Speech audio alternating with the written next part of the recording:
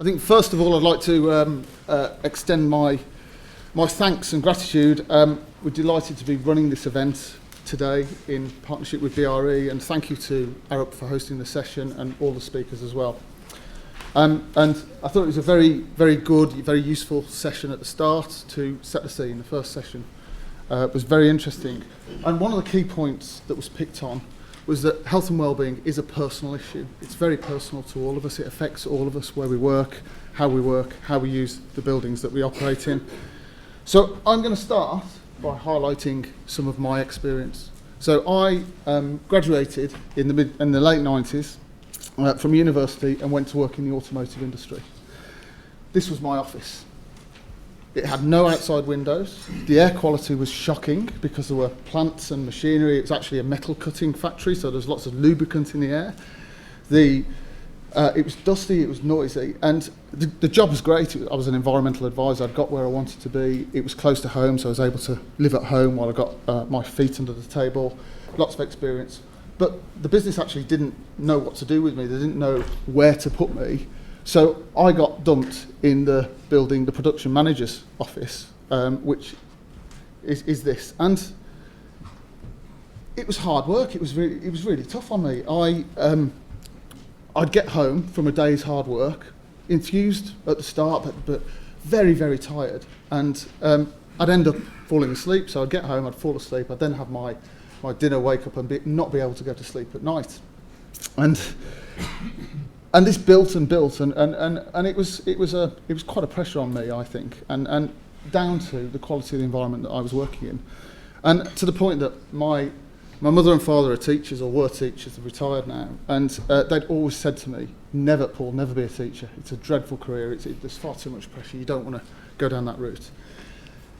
6 months into my new job, my dad sat down with me and he said, "Paul, you know this isn't working for you. Have you thought about teaching?"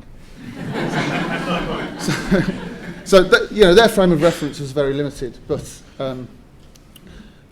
clearly my father saw the impact that looking back and thinking back was the pressure of working in an office that didn't work for me. So that's a bit of my history, and we'll come back to where I sit and where my experience of occupation of offices later on. But I want to pick up on what's good practice. And if you were to use an internet search engine to look for health and well-being in offices, these are some of the typical images that you come across. So, and we've seen some of them, and they are fantastic. So lots of open space, lots of different areas for people to break out, to eat separately from their desk, to have separate informal meetings, lots of natural light, good air quality, although obviously from photos you can't see the air quality. Biophilia, plants, animals, not animals. And that's great, but where are we in reality? So does this reflect where the industry is? And the answer is yes, for a select few corporate occupiers who have the money and the time and the effort to fit out buildings like this. But on a typical day-to-day basis, I visit and I audit from a sustainability perspective. I visit office buildings, and this is what a typical office building looks like when I go in. It's pitch black or very dark, certainly in the middle. The air conditioning systems, which are in the roof, are not connected to one another. They're simple split systems, so you've got people fighting over whether it's too hot or too cold. And you probably can't see from there, but the people in there are miserable. They look grumpy. And that's probably because I'm stood at the end of their office taking a photo and they've never met me before. But it is clear. And this office, they were a professional service organisation. They recognised that they wanted to do something and they put a couple of trees in. Is that really health and well-being in the office place? This is another example. Here, slightly better, more natural light, but this company had chosen to put all the desks in the central core of the space. So the area where it gets natural light, there were the walkways. So you could walk round in light, and then you had to sit down in the dark. So directly under the AC, dumping cold air or hot air or warm air down on people's necks. So what can we do about operational space? What can we do about it? Well, the ideal time is fit out, is refurbishment, but we don't always have that opportunity, and certainly the types of occupier that I've just shown you there, they're in there for a long run. They can't deal with things straight away. So we need to think about what we can do, how we can support. And the first thing is let's question, let's raise the questions. There's been quite a bit of this already. But what do users want? And this is an important point, that occupiers, even in the office environment, use their office space differently. So how are they using the space? What do they want it for? And what are their expectations? And then we can measure, so we can measure air quality, we can measure CO2, we can measure temperature, and then the outputs as well, the economics, the lag indicators, if you like, how is it having an effect? And there's quite a lot of case study information out there that demonstrates that of the positive impact of health and well-being in offices. There's then the next step is to make changes. So I separate these into internal changes and external changes. So the internal changes are things you could do about your office space, or occupiers that we work with can do about their office space straight away. And you can think about things like layout, so simply using the space better. Think about where the air conditioning vents are. Don't plonk the desk straight under there. Think about the BMS, the building management system controls and setting. First of all, is it commissioned correctly? Is it set up? Is it working? And is it in line with how the tenants use their buildings? We can look at changes to the lighting, which is a relatively cost-effective way of making changes. So there's more to come on this from Phillips in a presentation later today, so I'm not going to talk too much about that. We're going to talk about a planting strategy, and you don't have to be a big organisation to think about how you use plants to liven up, to freshen up the air quality in an office. We are a relatively small practice. We've got about 20 staff, and 2 years ago we bought planting trays into the desks to get people to think about it, and gave our staff the opportunity to contribute and participate in this exercise. And finally, the final bullet point here is one of procedural control. So health and well-being, it's not just about the office space, and we shouldn't forget that. You've got to think about how people work. It's no good creating breakout areas, fantastic breakout areas where people can theoretically sit down and have lunch and enjoy their lunch away from their desk, if there's a cultural expectation that people work 60, 70 hours a week and sit at the desk and wolf down a sandwich really quickly whilst still working. So procedural operational activity is also important. And then external change. Now, this is easier for some organisations than others, but the vast majority of the occupiers of building space do not have their own canteens, do not have their own restaurants, do not have their own ability to feed their staff. People go out to get a sandwich. So how do you address that? People don't have a gym on site in the majority of cases. How do you support fitness, support nourishment? It's about partnership, I think. It's about engaging. It's about understanding what is in place, where the opportunities exist, and working with others in the local community. So some of the key points that the Crown made earlier about placemaking, about engagement, resonate here. And I think one of the important points is to remember there's a feedback. So Deming was highlighted earlier, the Deming cycle, a plan, do, check, act cycle of understanding where you are, planning, implementing those changes, measuring their effectiveness, and then feeding back to continually improve performance is an important aspect here. This is a wall-mounted air conditioning control, and on, off, up, down is the title. It's evidence that things aren't working, and things aren't working from a plant and equipment perspective, but also from an occupier perspective. I think there are two key issues in the running of a building that I see on a regular basis. One is that the kit is not set up correctly, or that the facilities managers and the building managers don't actually understand how to use it and how to support people who occupy that space. I think that's something that it's an environmental issue, but it's also a health and well-being issue. We've got to help, and we've got to work with our managing agents and our building managers to understand and support that process. The other one is tenant engagement, is understanding and working with the tenants to get them to figure out how their space works, And this is an air conditioning unit that's clearly been overly used, on off. People have come up, pressed it off. The next person's done that, and also it raises questions of maintenance, repair, etc. But it's not a good sign.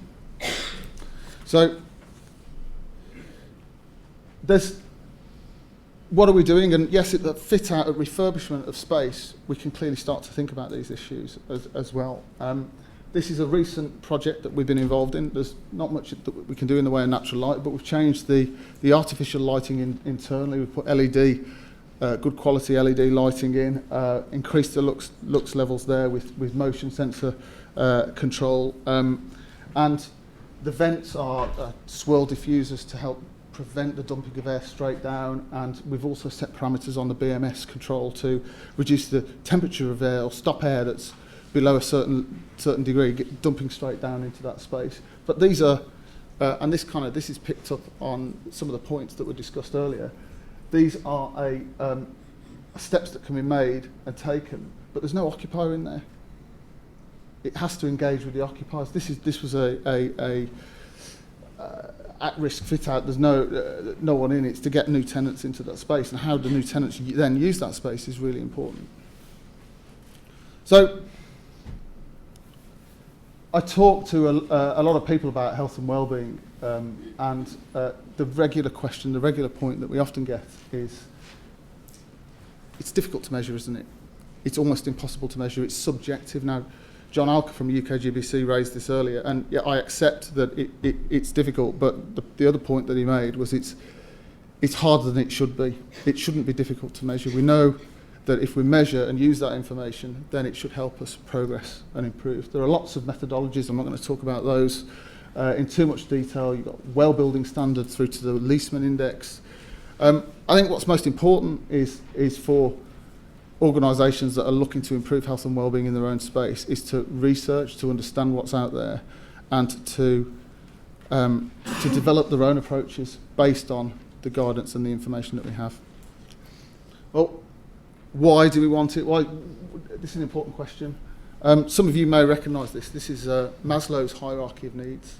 Maslow was a psychologist and came up with the principle that to get to self-actualisation, to achieve what an individual can and is possible to achieve in their career, in their life, in happiness, they have to have the underpinning building blocks to get there. And down at the bottom is physiological. So these are food, water, shelter, clothing. Without that, you die, basically.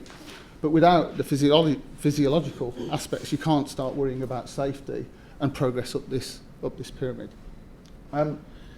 If you're not familiar with this one, you may have seen that version floating around. It's certainly relevant to my children. But the point is, we need to take sight of this and think about this when we're helping and working with occupiers to improve the health and well-being of their space. In reality, where do I think we are? We're here. We provide safe, efficient, or hopefully efficient buildings to sit in. There's no real thought about love and belonging, and that has to come in partnership. But as we progress, if we progress up this pyramid, then we deliver building space, occupied space, that really will make a difference. What's stopping us? It's too expensive, isn't it? It's lack of understanding, and I think this is something that I would describe myself as a sustainability practitioner. I think lack of understanding across the industry. We have as a practitioner, we have a habit of using a lot of acronyms, a lot of terminology, and we've got to get away from this. We've got to create an agenda that is easy to explain, easy to understand. And then the third one is status quo. So you talk to occupiers, well, we've got our space, why should we move it? Why should we move the desks? Why should we think about engaging with the landlord, which is traditionally a bit of an adversarial relationship anyway? Well, I think all of these issues can be addressed. But what do we need to do? Well, we've got to understand our needs. We need to survey tenants. We need to assess the space. We need to utilise the best practice guidance and demystify, avoid confusion, and then develop a structure and an approach to take practical solutions forward. This was mentioned earlier. Again, this is from the UK GBC, and I'm going to take this slightly out of context on this. But the key point here is that this is almost a shopping list of what to look at, what to investigate. But again, the framework has to work. It has to sit within a structure. So John earlier described this as a framework. How do we get from these points here, these questions that you could potentially ask, how do we get from them to delivery of improvement? And we need a system, we need a cycle. So we need to identify, and this is probably familiar to a few of you, plan, do, check, act. We need to plan what we do, check it, review, act and improve continually. And it needs to be tailored, the approach needs to be tailored to meet the client's needs. So that's the approach. Back to me. Last week we moved to new offices, and we moved to the Hop Exchange in Southwark, so we've got a new office there, and we're quite excited about this change. It's a light area office. There's lots of natural light, but with blinds to control glare. Air conditioning is directly under our control. But for me, what's important about the space as well is it's exciting. It's a Grade 2 listed building. It's got interest. You walk into the building and there's stuff about it. And I think, there's a part of place there. You have external locations, lots of food, lots of pubs, places to go and enjoy ourselves after work. And that's part of the process. It's linking where you work with the wider environment. But we've not just moved in and thought that's it, we're in place. We surveyed our staff previous to moving out of our old office, which we'd outgrown, and we'll use the same survey after everyone's settled down, after the dust has settled, to see if there's been an element of change, and then use that information to practically take steps to address and improve. One final point. We talk a lot about offices. Health and wellbeing is important to everyone. It's important across the sphere of real estate, it's across the world to everyone. Not everyone works in offices. This was actually, I'm an ESOS, energy saving assessor, and I did an assessment of this industrial site, and they've done quite a lot. So those lights you can see up there, they're LED lights, but they've still got to think about health and wellbeing, and they've still got to think about the people working on site. So we shouldn't lose sight of that. So that's me. I think I'd just like to highlight, for those of you who don't know, really quickly, we are sustainability practitioners. We also operate a software platform and have a technical engineering solutions division as well. So thank you very much.